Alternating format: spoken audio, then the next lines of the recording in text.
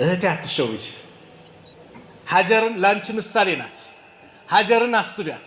ኢብራሂም አለይሂ ሰላም ከህዝቦቻቸው ጋር ያውሉ ትግል አድርገው አልፎ ምን ብለው አላህ እድሜያቸው 86 ከሞላ በኋላ ኢስማኤልን ሰጣቸው። ከማን? ከሀጀር።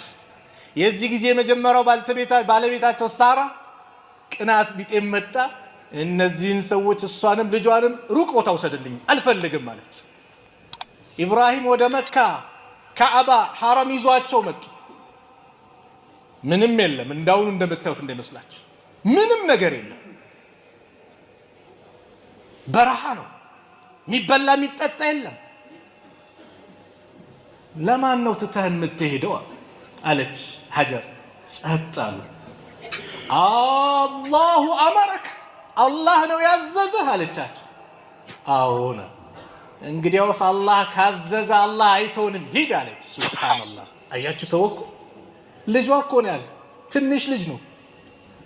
በኋላ ያለችው ስንቅ አለቀባት፣ ጨነቃት። 7 ጊዜ ዛሬ ሐጅ ዑምራ ሲደረግ ጧፍ ላይ ከጧፍ በኋላ ሳያላ ሶፋና መርዋን 7 ጊዜ እንመላለሳለና የሷንም ማስታወሻ ነው። 7 ጊዜ አንዴ ወደ መርዋ ወደ ሰፍዋ 7 ጊዜ ተመላለሰች። ጭንቅ ብሏታል። በአላህ ተጠግታለች። ኋላ አላህ ወደሱ የተጠጉትን ደግሞ አሳፍሯል። አላህ ወላሂ እሱ ዘንድ የተደገፉትን አሳፍሯል። ከልጇ እግር ላይ የሆነች ድምፅ ሰማች። ሳህ አለች። ማንም እኮ የለም። እስቲ ዝም በይ አለች ለራሷ። ዞር ስትል ከልጇ እግር ላይ የዘምዘም ውሃ እየፈለቀ ነው። መጣች። ውሃውን እንዳይባክንባትም ፈርታ ዙሚ ዙሚ ዙሚ አለች። ለዚህ ነው ዘምዘምም የተባለው። ነቢዩ ሰለላሁ ዐለይሂ ወሰለም ምናሉ? የኢስማኤል እናት አላህ ይዘንላት ብትተው ኖሮ መካ በአጠቃላይ በምንጭ ይጠለቀለቅ ነበር፣ ዘምዘም በዘምዘም ይሆን ነበር። ምን ሰጣት አላህ? ውሃውን ለገሳት። ምግቡ እስከየት ይምጣ? ውሃው ሲመጣ ሰማይ ላይ አዋፎች መብረር ጀመሩ። ውሃ አዩ። ከሩቅ ከየመን አካባቢ የሚመጡ ነጋዴዎች ነበሩ።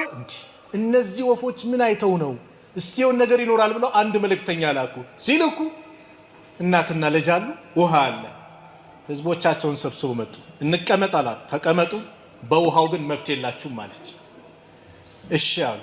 እሺ እኛ ምግብ እናቅርብ፣ አንቺ ውሃ ስጭን አሉ። ሱብሃንአላህ። እሺ አለች። እሷ ውሃ ትሰጣለች ዘምዘሙን፣ እነሱ ምን ይሰጣሉ? ምግብ። አላህ ተዋት እንዴ! አየ በአላህ እህቴ፣ አንቺ ይሄ ነው ምሳሌው። አንቺ ጭንቅ ሲልሽ ወደ